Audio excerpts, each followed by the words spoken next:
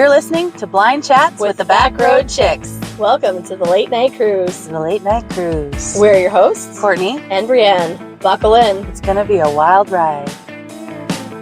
Good thing it's an auto. You wait. Right? Just let me know when. Oh, we're recording. Oh, okay. Welcome back. Hi. Welcome back. Welcome back, y'all. Y'all. It's our next love language in our Love Language, 5 Love Languages series. Yes. So this time, today, we are talking about quality time. My favorite. Yes. It happens to be both of our love languages. Yes, indeed it does. It is my primary in friendships and in romantic relationships, which is very exciting. Mine too. Excellent. Well, why don't you kick it off and tell us a little bit about what quality time means to you, Courtney?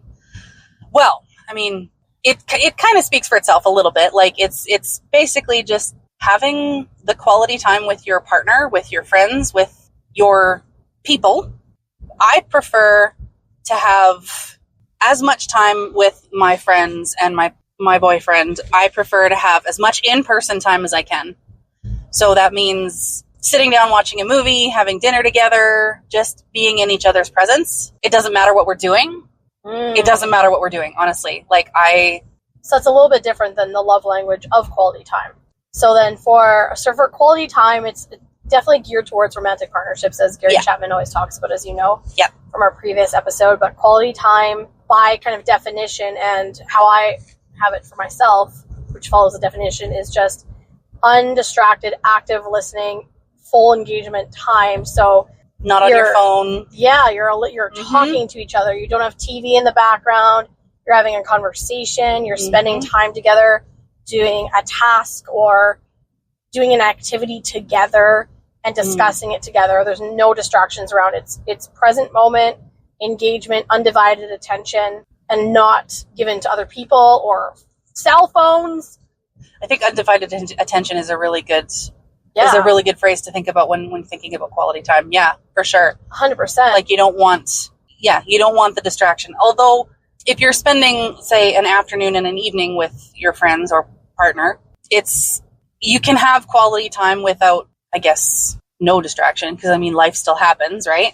How do you feel about that? Like, I mean, if you're going to dinner or you're, going out with your friends or your spouse or partner or boyfriend, girlfriend, whatever, what is your definition of undivided attention? Well, for me, and like the book says, quality time would be if you're going for dinner with your partner, because that's what's geared towards, those go with partners.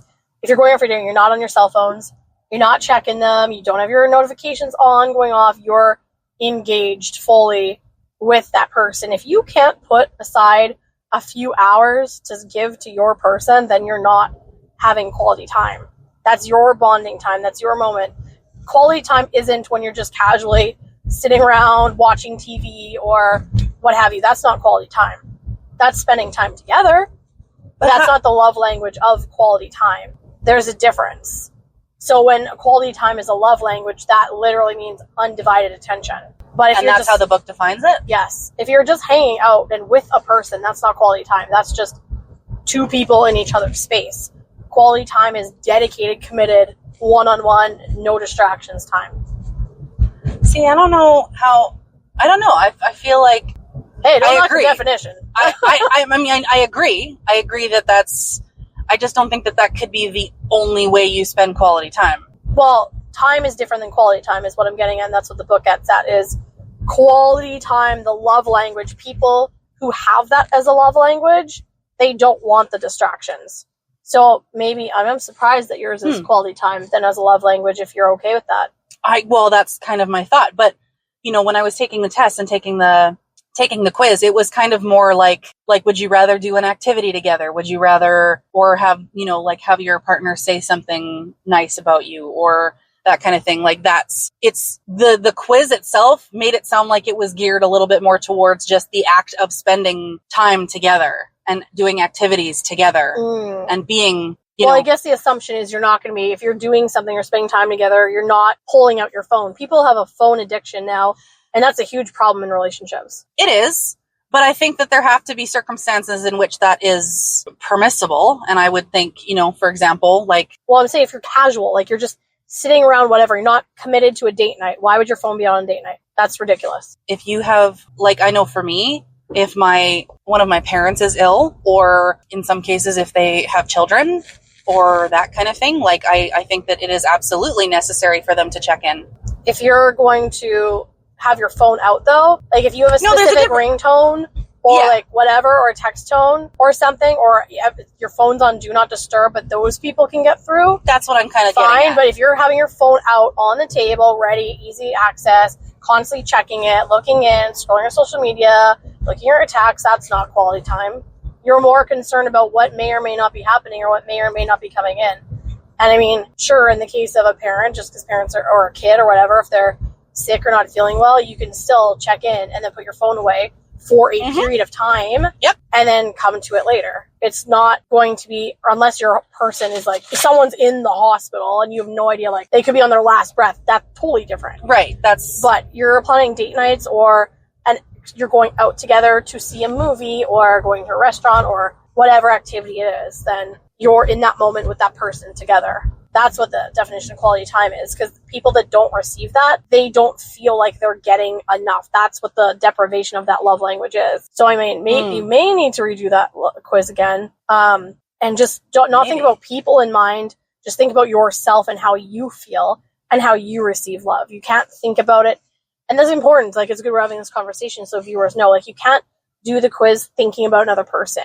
You have to realize what makes your cup feel full, because the love languages are about how you receive love. So for me, if I'm out with someone that's constantly on their phone, I do not feel like I'm having quality time. I feel incredibly disrespected. So it's kind of like how we talked about the words of affirmation. So for instance, if quality time is your love language and your partner or your love interest or your date or whoever it is, if they're giving quality time to someone else, either they constantly are hanging out with other people, they're constantly on their phone in front of you, they're constantly reaching out and making time for everybody else but not you, that's going to hit you a lot harder and a lot deeper, because quality time is important to you. That's spending time in person, undivided attention, and getting that. So not only are you being deprived of that, but they're also giving it to somebody else, which will cut you that much deeper and make you feel that much more disconnected from your partner. I guess so. I might have to take the test again, because I feel like, I don't know, I guess that the things that I do or we do, like, I mean, I'm just thinking about, like a typical date night for me. It's sometimes it's a movie night, like we'll just sit at my place and watch a movie. And while we're sitting there, so like if we're sitting and, someone gets up to go to the bathroom, or like if I go to the bathroom or he goes to the bathroom, then if we come back and sometimes we'll scroll TikTok for a second, like on his phone or my phone, and we'll just sit and like scroll some of our favorites. It's like we're showing each other, sometimes instead of sending it like a direct message on TikTok, like you can, we'll just sit there and we'll just watch TikToks. Well, if that's an activity that you both enjoy and like to do together, that's different. I guess that's your activity. Okay. So like you're engaged together, like you both have an interest that you're showing each other, right? That's true. Like it's something that you both like and you want to show the other one. It's not like that's your time. It's like, oh, my person would like this. It's not you're just sitting separately and you're both distracted on your own phones, doing your own thing, not paying attention. No. Yeah. Okay. Yeah. No. That's not how. Yeah. I'm just thinking more of in terms of like, would that qualify or classify as a phone addiction if it's something that you're doing together, and how would that not be considered quality time? I guess every quality time it's subjective, so it's different to each person, right? Because everyone's going to have different interests and activities or passions or whatever they engage in, right? Yeah. Well, yeah. I mean, depending on the interests of exactly each person. So if that's something you both like, and like you're sitting there like enjoying that together, then that's still your quality time. So it's kind of just things that you enjoy to do together. Yeah, you're engaging in something together. You're not distracting. Or so it's like, say a bunch of text messages were coming in while you guys are doing that together, and they stop and then go and answer a text, or they're paying more attention to that. That's not quality time then. Okay, that's fair. You know what I mean? Yep. That's kind of how the description of that is. That's fair. So it's like Friends, if you're out for a dinner, again, the love languages are meant for romantic partners, but I do believe they can translate over. Yeah. So if you're out for dinner with your friends and everybody has their phone out, they're saying they're texting, that's not quality time. That's or if fair. they're not talking, right? to each other, and it's just you're just still like a whole bunch of people sitting at a table, all of them on their phones. Yeah, exactly. Yeah. It's not, or if you're not talking to, like, even on a phone call, like our friends group, we have that sometimes where we're on the phone, but nobody's talking. We're all like texting or doing our own thing.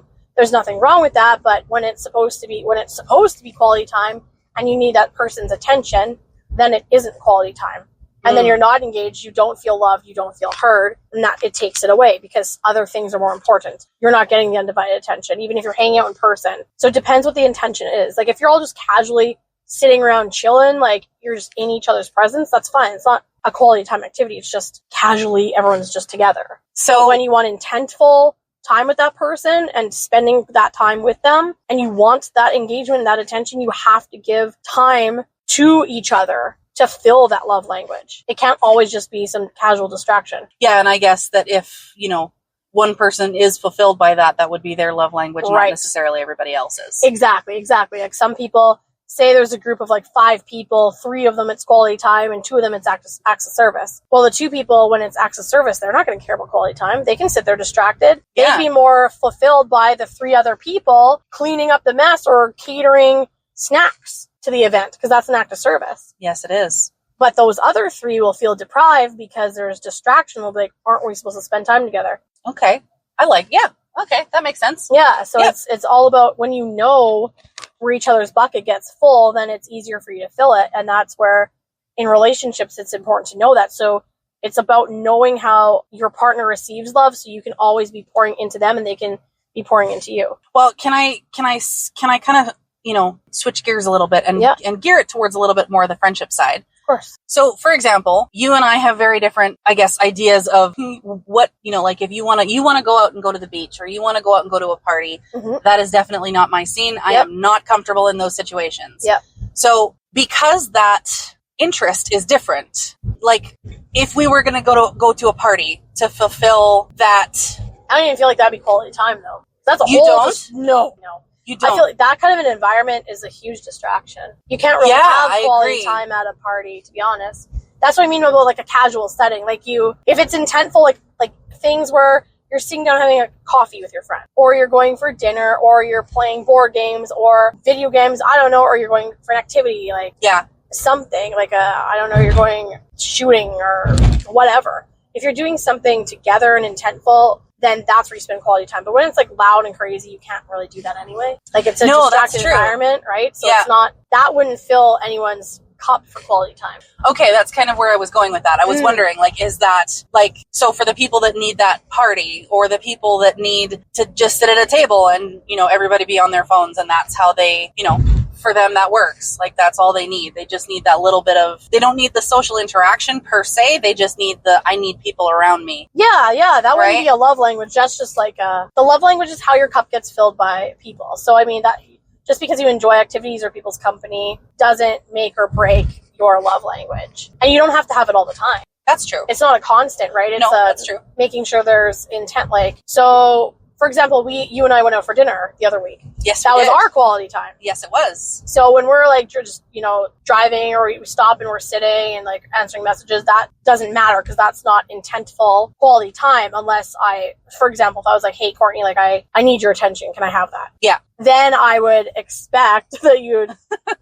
I shouldn't even say. Not even expect. I would hope that you would be like, "Okay, I know that means I need to be attentive. Put my phone down for a minute." Da da da. But if we're just out doing whatever, then that's not an intended quality time event. Right. And I mean, I think that, for both of us, if we're answering a message, we know we're going to be distracted, right? So you're just be like, okay, give me a minute. I just want to respond to this. Yep. Right? Totally. Depending on the urgency of it. And then everyone's definition of quality time is different, or different events or whatever are different.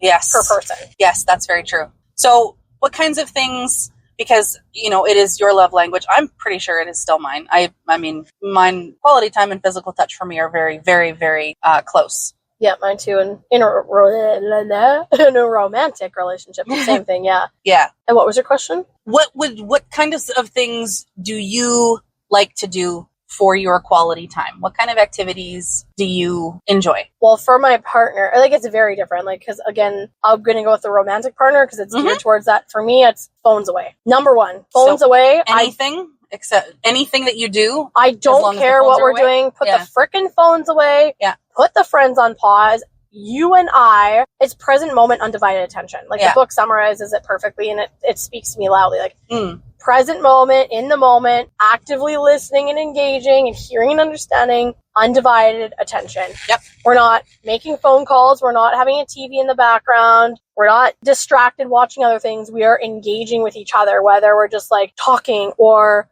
cuddling or cooking together. I don't care what it is. We're going for a walk together and buying the nature. Where even if we're reading books together or the Bible together, if we're sharing music together and like talking to each other, those are all quality time. Going out, like dinner, anything like that. Like going to the store and walking around or something. Like quality time, one-on-one for you and I, not with other people, not with other things coming in to disrupt it. Okay. That's me and my romantic partner. One-on-one, undivided attention, no distractions, phones away.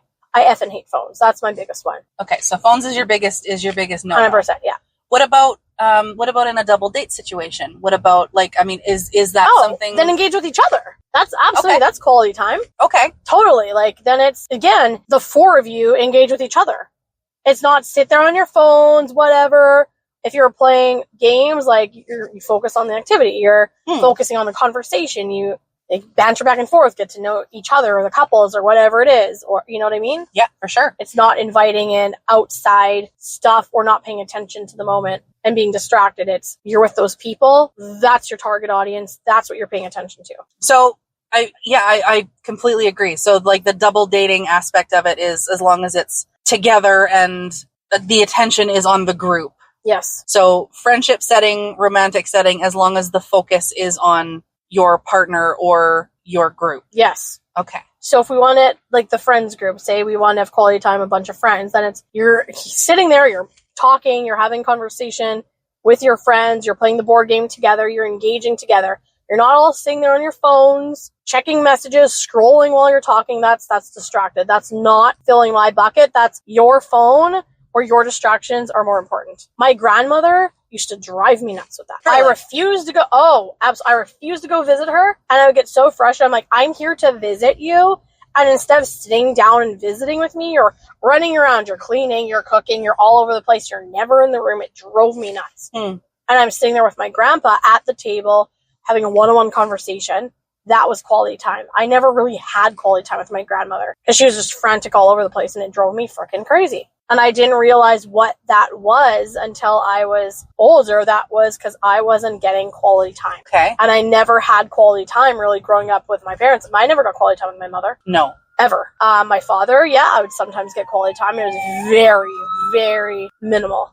So it's like I have a lot of deprivation, and it does really hurt me when that quality time with people that I love and care about is not only taken from me, there's none given to me, but then it's given to other people, and they're very clear about that, or they show that. So then it cuts deeper. The distraction part cuts deeper for you. 100%. Yeah. See, I feel like I understand. I definitely understand that. I think that when I think about quality time with people, it depends on who I'm with, but I have sat with Britt. We used to sit and play this like farming game on our phones. It's called Heyday. And we used to sit there for hours and just like play Heyday and farm. And it was like, you could like shop and plant things and do this and do that. Like you're kind of sitting there and like, we're not really talking a whole lot. We're just kind of sitting. We're in each other's presence. We're enjoying each other's company, but we're still, texting and talking with other people. Like, I don't know. I feel like it depends on the situation. I'm not as harsh, or I'm not as, what's the word I'm looking for?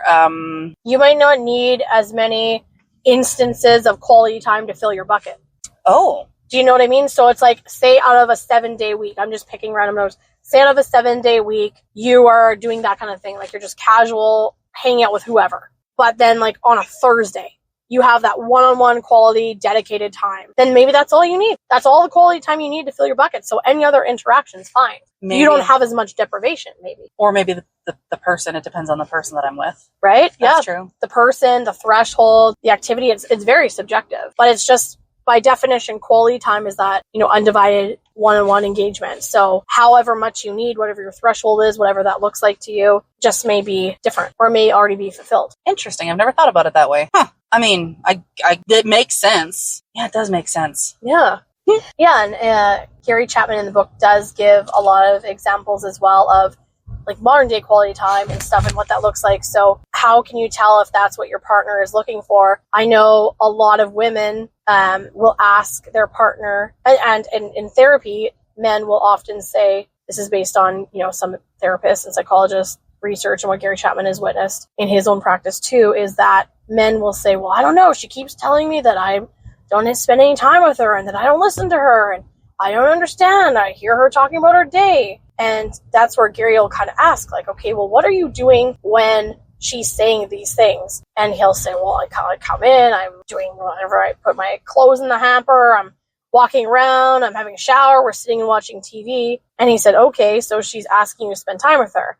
And he keeps saying, well, I am spending time with her. But it's not. She and the woman and the wife is saying, well, he doesn't talk to me. He's not sitting there holding my hand. He always has a distraction on, or the game's playing in the background. She's like, we used to talk. We used to sit there looking at each other, having a conversation. He doesn't do that anymore. So Gary would have to sit there kind of explaining what that looks like. Interesting. So you really do need to pay attention to your partner and the things that they're saying to you and take it seriously. It's not necessarily nagging. It's them trying to tell you what they need. Yeah, it's them trying to express that their love language is depleted and what they need from you to fill it. But because people aren't always aware of what the love languages are or how to fulfill them, they just assume that people are nagging or their partner is nagging them or constantly on their case or anything.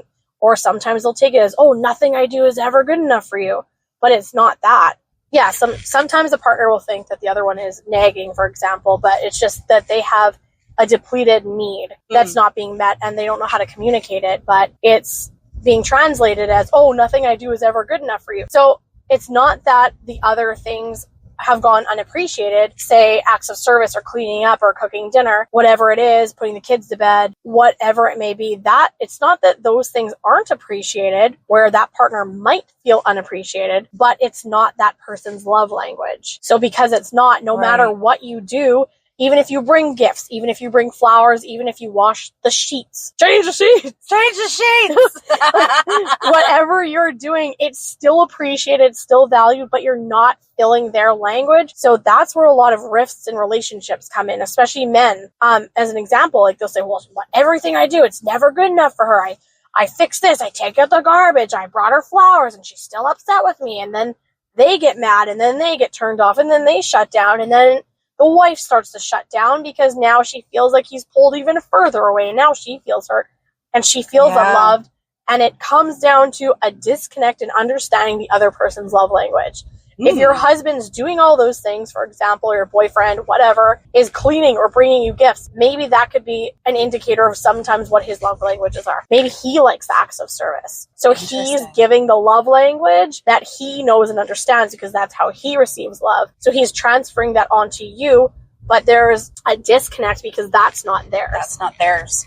And that is one of the biggest downfalls, and Gary Chapman talks about it too, is how a relationship breaks down because you need to learn and understand what the other person needs. And as soon as you start doing that, you do it weekly. It's game-changing. It's huge. It is. And in the book, it's beautiful. He goes into so many details about how the husband made those changes, the wife made those changes, and so many marriages were saved. They're like, it's a whole new spouse. It's like my spouse I first fell in love with and I first married. And they're all in love and tighter and the fire never burnt out because, for example, she was deprived of quality time. Yeah, you're filling the other person's cup. Yeah. And he needed the acts of service. So she started cooking dinner for him every single day. Maybe it's like, 6 days out of 7, but she cooked the dinner for him. She took care of the kids and put them to bed and did those things. He spent time with her, holding her hand, going for walks through the park, sitting down and having one-on-one conversation with her with the TV off.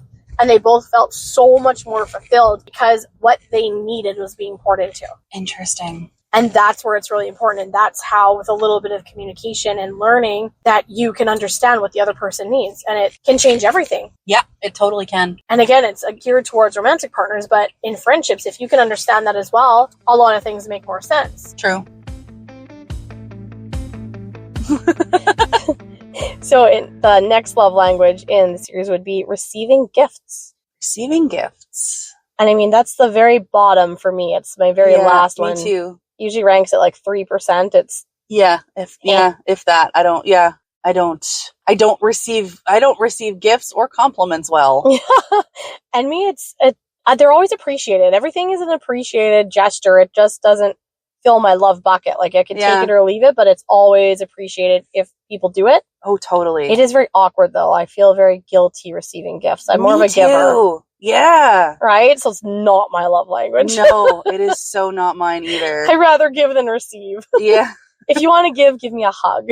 Yes. Fill my physical touch love language. You want to give me some quality time. Yes, exactly. Give me some of your time. Give me some of your, give me a hug. Yes. And because we just kind of like came off the business idea when we're talking about quality time, just kind of on that topic before we get into the goods about juicies of romantic partners in the workplace, that's where tokens of appreciation can come in. I know sometimes they'll give out little plants or little chocolates or dinners or something or lunches just for appreciation for the staff. And that's like a gift. Or, when you've been there for so many years, you get a mug or a watch or whatever it is that companies do.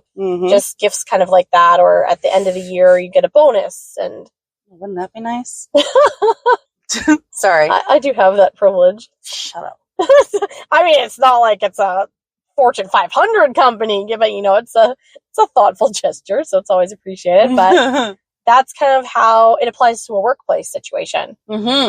So any managers or anything out there, or business owners even, giving out gifts to their clients at the end of the year, or a card and a scratch ticket is super cute, or a Timmy's gift card and a Christmas card, or whatever you celebrate, kind of just little things to show their appreciation. And for anyone that has love language of receiving gifts, that just kind of goes the extra mile. Yeah, it's true. I mean, I don't know if anybody could say that they don't like getting birthday presents or Christmas presents or that kind of thing, but I think that it's the spirit of exchange rather than gift. I still feel awkward, to be honest. I do to an extent.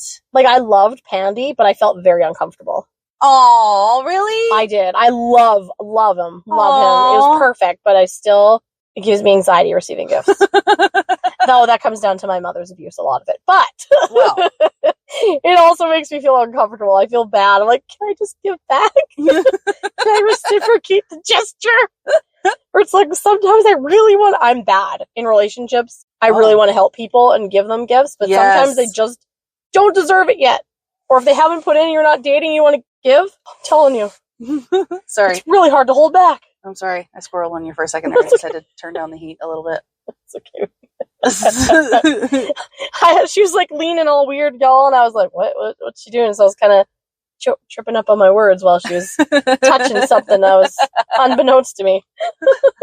Squirrel. Hey, you saw it. That's the thing. I did see something happening. Just saw movement. Yeah. Throw her off with movement. And how do you know anyone whose love language is receiving gifts? Nobody specifically that's taken the test. I love giving gifts anyway. So I love, like if I travel, I'll bring back souvenirs and I'll bring back, little things. Like I found a little shop. My boyfriend loves blueberry. Ooh. So I found the little shop, like a candy shop, and I found a whole bunch of stuff in there that was like blueberry flavored. Nice. So I was like, oh, this will be cute. So I grabbed a whole bunch of stuff. I have no idea if any of it was any good, and it probably wasn't, but it was like a thought. I was like, well, it's, it's BC candy. Why not? Right? Yep. Okay. All right. Here's one. Brittany's love language could absolutely be gifts. Because she loves it when I bring her Timmy's. Timmy ho. Timmy ho. She's a Timmy ho. I know. I bring her a coffee or a tea, and she goes, "Oh, I love you." So, love language receiving Tim Hortons. You know what? Brittany, take the test. Brittany should take the test. I think that they should add that, though. I think that they should add receiving Tim Hortons as a love language. As a Brittany subsection. No, as a Courtney subsection. What if it's both of you? So I've never met two women who have drinking more Tim Hortons ever. I never have been to Tim Hortons so much in my entire life till I met y'all in the past year. Hey, you know what? No judgment. I'm just saying my bank account's on like hiatus here. It's snoozing. Yeah, I know. That's why we're poor. But no, that's the government's fault, but we won't segue into that. So blue. No. So we, I don't know. I feel like it could be an aspect to a lot of people, but I don't know. I don't think I know anybody specifically that has receiving gifts as very high on their love language list. I know a couple people for sure, but in romantic partnerships, if you know your partner really gets excited and you started off, like say men, you start off the relationship by bringing your woman flowers or chocolates and she loved it. And just kind of pay attention to, if you don't know her love language, just the things she says or does. And if those things just really light up her life and how the behavior changes. Or women, if you buy your men gifts and stuff like that, or bring him something if you're thinking about him and it just gets him super excited, whatever it may be. And it's important to know that it doesn't always have to be something huge and it costs a lot of money. That's true. Like sometimes you could just go out and pick wild flowers and do something cute or remember something sentimental. I remember, my love language isn't receiving gifts, but back in the day when I dated this Christoph dude in 2009, we were at Country Fest, hammered over a tree, and he gave me, like on a canned drink, those bottle tabs. Yeah. Or whatever. He gave it to me. He's like, he said something along the lines of, I don't say I've never given you anything special before. So I'm such a sentimental cheeseball. So I had twine, like yarn. Yeah. Like twiny stuff. And I actually braided the bottle cap into a bracelet. Oh. I made this cute, adorable little ball tab bracelet. That's cute. And I showed it to him. I was like, don't say I've never made anything nice for you. And then it was cute. It was super country and it was pretty dope. But see, that's adorable. Right? So it can be silly little things. And do you think that it's okay, all right, so then let's dig into that. I know, for me, I'm not super great on the receiving gifts, but the time I got flowers, it was, I don't know, there's something, maybe it was the gesture. I don't know. There's something in the gesture itself. But I mean, you see, how diamonds put it, for example, how diamonds are advertised. Women just, some of them go crazy. Some of them go crazy. They're they need the biggest diamond. They need this cut, that many carats. And you're just why? It totally could be a love language. I get a wedding ring is a gift love language. It's an example in the book, actually. Is it? Yeah, it is. Oh. And it's as a gift. As a gift, receiving that gift and as a symbol of their love. And there was there's so many different ways to fill your partner's cup. But I mean, this one gentleman decided to give a gift to his wife to rebuild and reconnect their marriage every single day for a month. It was crazy. It was wild. That's over the top to me. But I mean, it was just because they were in such a bad place, on the verge of divorce, but they saw Gary Chapman and healed their marriage and learned each other's love languages and committed themselves to pouring into the other one. And there was just different creative ways, picking wildflowers, finding a feather, or creating something out of nature or earth, or if you went on a trip and you collect seashells and just anything like that, or you're out and about, oh, this shirt would look really good on my boyfriend, and you buy it for him, or, and you've done that and gone out and gotten little coffee mugs and stuff, which is super cute, or when you think about somebody. So I do, yeah. It could be a huge gesture, it could be a small gesture, but just I'm thinking of you. Here's a gift that connects me to you. So here's a question. I don't know if this makes a difference, but does the receiving gifts become more or less important based on whether or not they spend money? I don't have an answer to that. To me, based on what I know, because that's not my love language, but from what I read in the book, it's kind of how you touched on, it's the gesture. So the gift itself is still the gesture and you're still receiving something thoughtful. It doesn't necessarily have to have the monetary value attached to it, because he did talk about whether you're out in nature and you're picking up rocks or whatever, or something from that area. I feel or sand. For me, it would be very different. If it was if it was sentimental in nature and not monetary value, it would be a big difference. Yeah. If it was something that came from, if it's something that came from Brent that was you know what? I thought about you. I was on a walk and I found this, or I, made this, or I, did something that was didn't require him to spend any money, but it was just something that he thought of me when he saw and he picked it up. Mm-hmm. That would be, I don't like receiving gifts, but that would be entirely different because there's a sentimental attachment to it. There's a symbolism to it. And maybe that's a great question where we can actually pose that to our roadies. Roadies. Have you guys come back with us on that one yet? What do you, or roadies? How many of you have a love language of receiving gifts? Have you done the test? How do you feel about gifts? Do you like them? Does the monetary value matter? What kind of gifts do you like to receive? Yeah. What does it mean to you? Teach us. Yeah. Cause like, I mean, yeah, I feel like that would, something that would, you know, like a little token or a little something or a little this or a little that. Like, I don't like it if someone spends money on me. Right. But I do enjoy like someone that is paying attention, and I like paying attention. You know, like if they're, you know, I don't know, like souvenirs for me. I like a great thing for me was like I took some sand and I took some, you know, rocks and sticks from Ogden Point in Victoria, which is the breakwater, right? And I gave that to my dad. Right. I didn't spend, like I spent money on the jars that I put them in, but I actually didn't spend any money on souvenirs for Dad. And that meant more to him than anything that I could have picked in a shop. Well, it's a cute, meaningful, sentimental gift. Right. So like the pop tab for you, or, you know, little things. I remember way before we ever approached dating, Brent and I worked together, and he loves to goof off. And he loves to be like goofy and funny and silly. And I went and grabbed coffee for everybody at work one day. And instead of paying me and like, instead of giving me the change back, like just handing me the change, he actually took a whole bunch of coins and put it in a bubble pack, like a pharmacy bubble pack. Nice. With a note inside that says like, take this as recompense for coffee. And like, it's been like 10 years. I still have that bubble pack. That's funny. Like, it's some like silly like that. Like it's sentimental. It's like, I mean, you can't really call that a gift, but it was something that was like super thoughtful and super like, I don't know. He knew that I would get a kick out of it, and he knew that I would laugh. I mean, otherwise why? But he does little things like that. Like it's, well, I think there might be a couple of factors to it. So the first kind of thing I thought of is maybe one of the reasons that we appreciate the sentimental things more is because we aren't a love language of receiving gifts. That's at the lowest. So I wonder if that kind of plays into it. We appreciate sentimental things because we don't care about gifts. But when somebody does something meaningful to show that they're paying attention to us, I wonder if it breathes into the quality time because they're paying attention, actively listening. Yeah. So that gesture is appreciated. And then my second train of thought was if a person is materialistic, because there are people out there who are very high maintenance, very materialistic. Mm-hmm. They need things. Yes. Maybe for them it's different, and they need to have high quality and monetary value.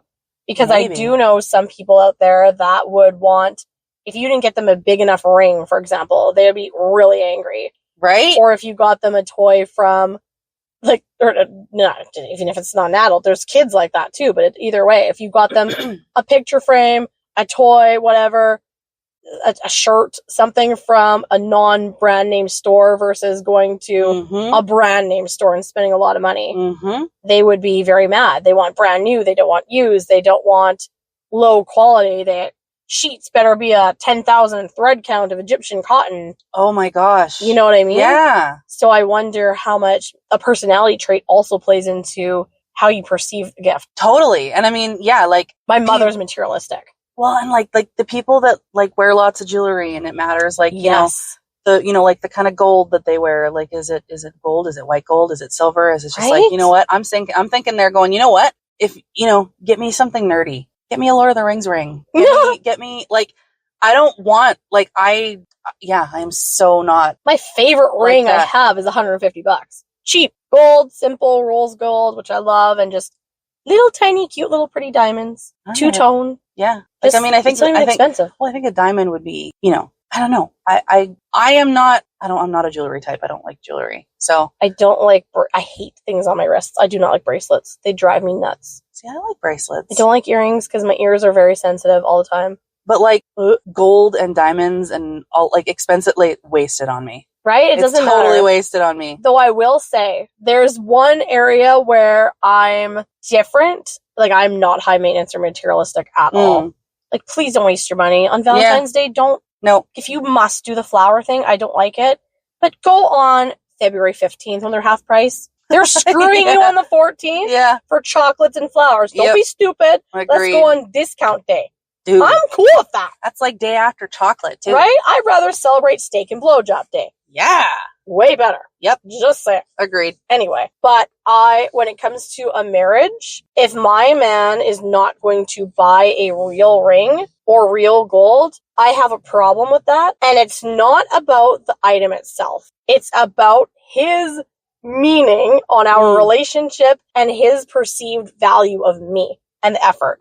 Because I've seen many times where men don't want to put in, I'm not saying go and buy a $10,000 ring. That's ridiculous. Gosh. But I'm just saying if you're going out there and you're going to spend like a couple $100 and get some non-gold cubic zirconia, whatever ring with a fake diamond, I just don't think that you actually value or appreciate your wife. I've seen so many guys out there that'll do that are cheaters, or they don't care, or they don't love their wife, or they're in it for the wrong reasons. And then I've seen the men, and I've heard it from my guy friends too, that a man will want to show off his commitment to his woman on her hand. Because it's almost the symbolism of him claiming her, of him showing her off, of him saying, this is my woman, this is what I did for her, I own her. And I love that. I can't disagree with that. But at the same time, like, I'd want something that has meaning to both of us. I agree. I'm just saying if they're going to go to a dollar store and get a fake ring, no, I don't believe you could do that for anybody. I think that if that was something that you did in the moment and it was like, you know what, I'm going to make this decision and I'm going to do it, then yeah. And, you know, like if you want to replace it later, fine. But I don't know. I don't think I'd have an issue with that. Yeah, no, I would. That's the only area. And I don't care about the dollar value. I just don't make it fake. Okay. To me, I get it. Like they're trying to pass off a big diamond as something it's like fake. A deception thing for me. Just like the men should pay on the first couple dates. Because when you set the bar low, then they never seem to want to keep that. But that's another receiving gifts type of thing. The dinner? I feel like that. Like, it feels wrong to have someone else pay. I know, it does. Like, it does. It feels wrong to not go Dutch. It does. It truly totally does. I hate it. I have to always allow them to do it. Like, it's so hard, but you have to. You get to a point, some days you're just like, you know what, I'm kind of low on dough right now. It's like, it'd be really nice. But I don't like it. It feels bad, but it's a necessary thing that women have to do because men back in the day did that, and I feel like they're more faithful. And their courtship and all the the therapists, the dating coaches, the books, the men, the women, they all say the same thing about that. Really? Yes. Okay. Which is why I force myself to follow it. Like, I won't fight a man to take the bill anymore if he offers to pay. I will offer once, not on a first or second date at all. Okay. By the third date, I will offer, but up front, or if they're going to pay for coffee or whatever, or something trivial, or if you're already in a relationship, I'll always offer to pay. But if they're like, nope, I got it. Like, I've had a couple of guys like, nope, when you're with me, you're not allowed to pay. I'm like, okay, sorry. Yes, sir. Interesting. Thank you. And it's hard, but I think it's important. Yeah, I feel like it would be difficult to let that happen. Yes. And I don't know if that's like an independent woman feminism thing, or if that's... No. You don't think so? No. Well, not for me. I can't speak for everybody, but... Yeah, I don't know. That's just kind of where I got. I know we kind of scrolled, but I think it was relevant. Well, it's relevant. It all applies. It all applies. It's not technically a gift, but it is a gesture of giving. Yeah. Right? And the frequency, in case men or women are out there wondering, it doesn't have to be often, but I mean, just be thoughtful. If you know your partner's love bucket's getting low, surprise them. Like little tokens of appreciation. Yeah. And again, it's, the receiving of gifts doesn't mean that you have to spend money on something, although that is nice sometimes for those that is their love language. Yeah. But, or here's a spa package. Let's go. It can be a million different things. It could be like go have some time with the girls, or some time with the guys. Like, it could be, here, I brought you coffee. Yep. That kind of thing. Like, could be a very simple little gesture. Here's your favorite soup and sandwich, because I know you haven't been feeling well. Yep. Just little anything. Or it could be huge. It's entirely up to you. The world's your oyster. The world is absolutely your oyster. There's no rule. No. It's about knowing your partner. It is very much about knowing your partner. And it's subjective because everybody's so different. But you'll know. And if you don't know, it's okay to ask. No one's a mind reader. And get to learn more about your partner. Like, what gets them excited to get up in the morning? What do they aspire to do? Is there something they've been talking about that they've wanted for a long time? What are their hobbies or interests? How can you buy into that? Someone likes horseback riding? Well, maybe you get them some new stirrups. I don't know. Or riding lessons. Right? Something, it could be, just get creative with it. Ask questions. Do you think, I'm gonna tack on here, do you think that it changes once you're in relationships, in terms of, like celebrating anniversaries or that kind of thing? Like, do you think that the imposition of getting an anniversary gift, or, planning something for the day, or that, like, would planning an anniversary day or doing something on dates, birthdays, that kind of thing, like, does that constitute giving gifts or receiving gifts? I mean, I don't think the celebration of your day is drawn into that specifically. I mean, gifts could be incorporated in that day. I think with or without them, say you went for dinner, that's not necessarily a gift, it's an activity together, it's quality time. Right. For example, I think just for, if you want to keep a relationship alive, I do truly believe keeping the fire is celebrating those important dates and moments. Always do that. Always pursue and date your partner. Whether gifts are involved or not, I don't think it matters unless it's the love language of the couple, and it's only going to change over time if that couple or those partners let it fade. So if that's been a tradition and you've been together a long time and you start taking it for granted because you're complacent or just comfortable, and it's not even intentional, take it for granted. It just, complacency can just happen. But if you know that's the love language of your partner, then just be mindful of that to keep that tradition there. Very true. That is very true. Yeah. Well, I think that is a fantastic way to wrap that up. Just be consistent, pay attention to the needs and wants of your partner. Yep. If gifts are their love language, by all means. If it's not, then I don't know. I think that the gesture still matters. I do too. I think that it's definitely not, it wouldn't go unnoticed or unappreciated. Yeah, and I feel like if you incorporate it, so for example, say you want to buy the really expensive flowers, but you're on a budget at that time, well, then add a gesture into it. Get less expensive flowers, pick wildflowers even, put them in a cute dollar store vase with a bow on it, and bring them to their workplace. Or if it's your man, bring him his favorite meal or something to his workplace or whatever it is. Like, you know what got me? Like, for me, yes, like a bouquet was gorgeous, but the addition, like there was a single red rose. Like, right to the heart, man.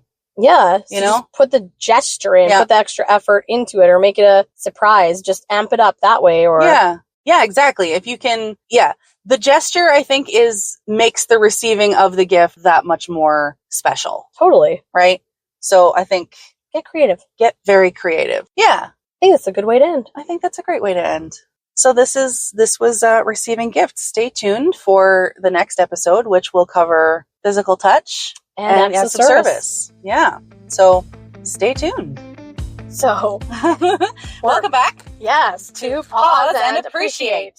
I am so excited for this one. I know you love this one. Oh, it makes me so happy. I love Friends, the show, and so do you. Who doesn't? Right? So good.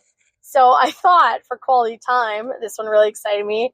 There's an episode where Phoebe had plans with Joey, and Joey left a note to cancel their one-on-one dinner date to go on a romantic date with someone else. Mm-hmm. And Phoebe was outraged, and it was just so funny. And she's like, Joseph Francis Tribbiani! And then he finally came, what are you middle naming me for?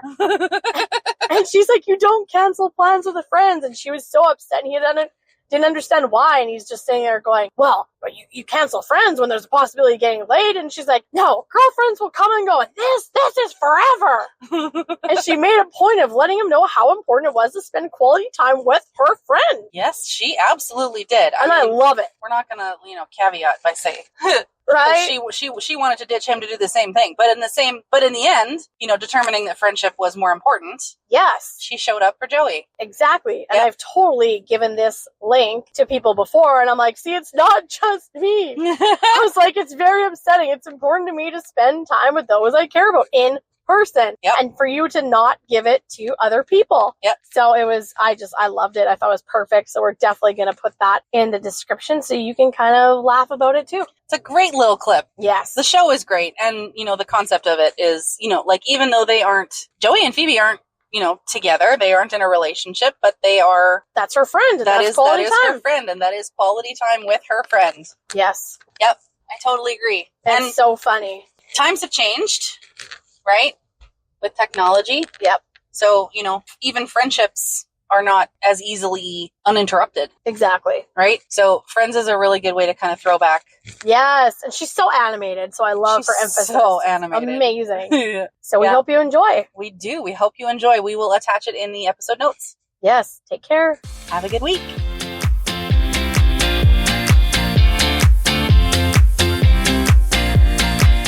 You're listening to Blind Chats with the Backroad Chicks. Thanks for joining our late night cruise. For help keeping your drive alive, please tune in next week for more shenanigans.